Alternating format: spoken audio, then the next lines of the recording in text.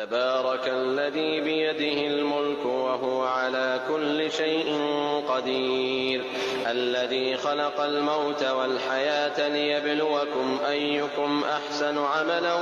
وهو العزيز الغفور الذي خلق 7 سماوات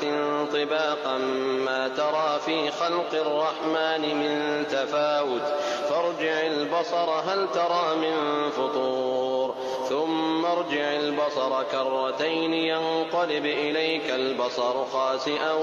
وهو حسير ولقد زينا السماء الدنيا بمصابيح وجعلناها رجوما للشياطين وأعتدنا لهم عذاب السعير وللذين كفروا بربهم عذاب جهنم وبئس المصير إذا ألقوا فيها سمعوا لها شهيقا وهي تفور تكاد تميز من الغيظ كلما ألقي فيها فوج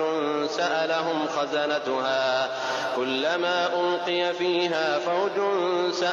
خزنتها ألم يأتكم نذير قالوا بلى قد جاءنا نذير فكذبنا وقلنا ما نزل الله من شيء إن أنتم إلا في ضلال كبير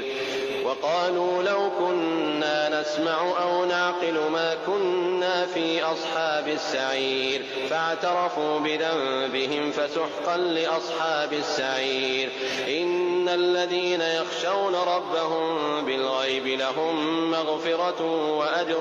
كبير وأسروا قولكم أو اجهروا به إنه عليم بذات الصدور ألا يعلم من خلق وهو اللطيف الخبير هو الذي جعل لكم الأرض ذلولا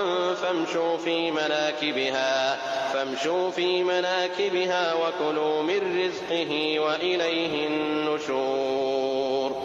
أأمنتم من في السماء أن يخسف بكم الأرض فإذا هي تمور أم أمنتم من في السماء أن يرسل عليكم حاصبا فستعلمون كيف نذير ولقد كذب الذين من قبلهم فكيف كان نكير أولم يروا إلى الطير فوقهم صافات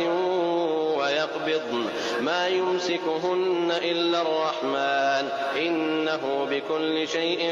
بصير أمن هذا الذي هو جند لكم ينصركم من دون الرحمن إن الكافرون إلا في غرور أمن هذا الذي يرزقكم إن أمسك رزقه بل لجوا في عتو ونفور أفمن يمشي مكبا على وجهه أهدى أمن يمشي سويا على صراط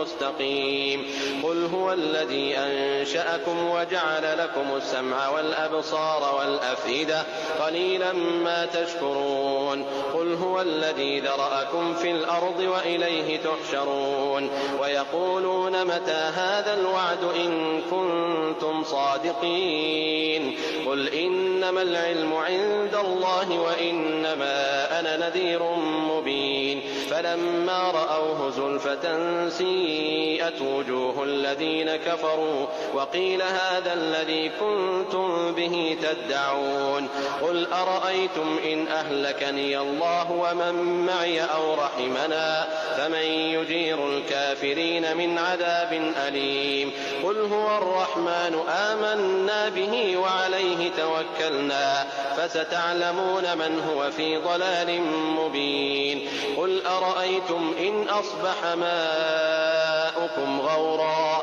فمن يأتيكم بماء